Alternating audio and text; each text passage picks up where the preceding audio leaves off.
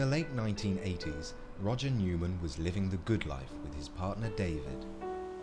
We could afford holidays and things that we either needed or even didn't need.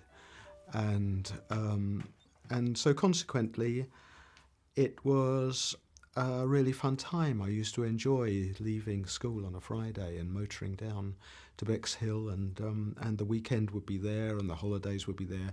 And we had a dog and 2 cats and lots of fish and friends and dinner parties and so on. And you kind of get that feeling that things are forever. But things weren't to be forever. David started to behave oddly. David used to come home every single day with something that he'd bought. And I used to think it was funny, we could afford it. So we ended up with 60 dinner plates, heaven knows how many tea services, mountains of clothes. And I remember my parents finding it very funny as well. Oh, this is David, you know, he couldn't stop buying things. And then in 1992, I realised that things really were bad. People were saying that he was walking into people's gardens, looking through letterboxes, and that there were strange people who were going to the house and quite clearly using him in some way, perhaps even stealing things. Although they were no longer partners, Roger sought medical advice and David was diagnosed with pre-senile dementia. I decided that he would go into residential care, but who would look after the nuts and bolts of his care, and I would provide the tender loving care. And I had decided from that point onwards that I would give him whatever he needed. The anxiety is really that because people have usually experienced homophobia or transphobia in their lives, they are concerned when you go into a care home, you're losing control over what people you're with. You're going to be with other residents who may be anti-gay or anti-trans. You are going to be with staff who may be inadequately trained or indeed may believe that your sexual orientation or the fact that your gender has been reassigned is wrong.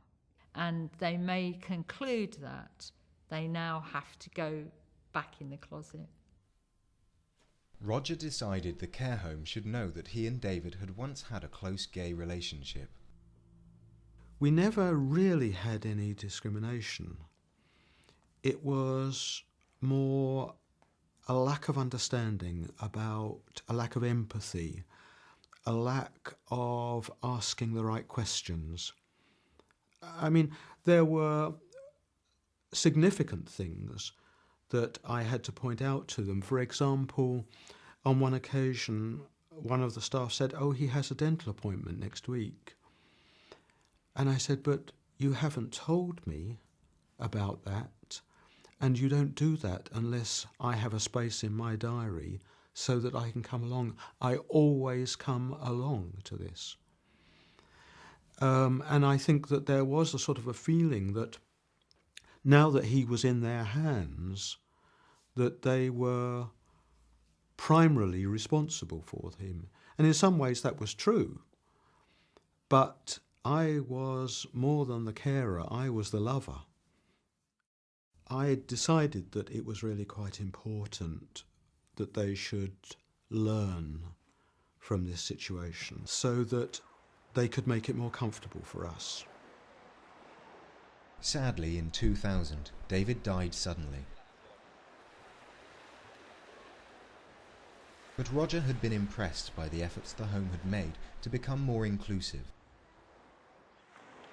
Just watching, making a mental note of the things that surround the person will enable the person working in the home to give out the right signals that make the resident feel safe, that they can perhaps take a little step forward and say, you know, I really like him.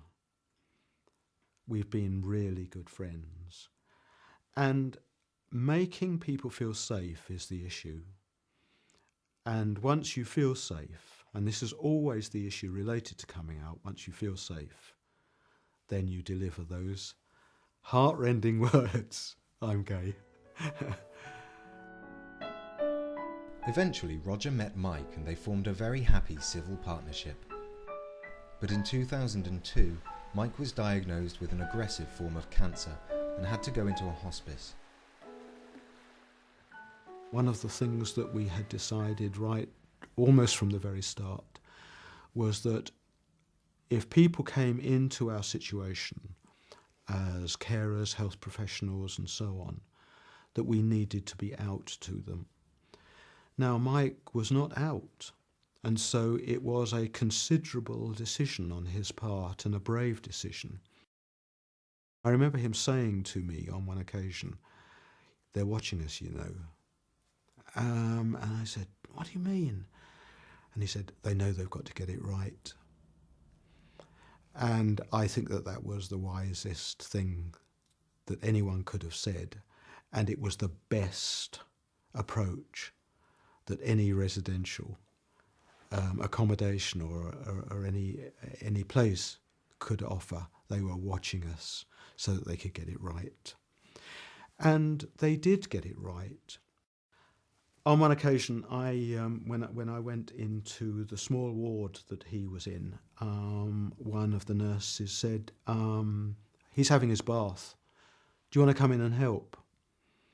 In other words, here was a recognition that even in the most personal aspects of Michael's care that I was involved. I mean, I'd been bathing him for months before, so why shouldn't I continue with that now? And they recognised that. Things like that really made us feel that we were being honoured and respected and accepted for who we were in relationship to each other.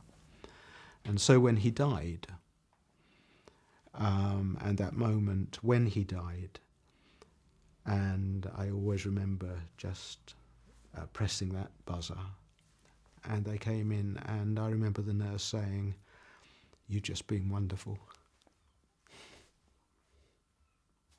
Sorry, it doesn't usually hit me like that. But she said, "You were there for each other," and that's how it was.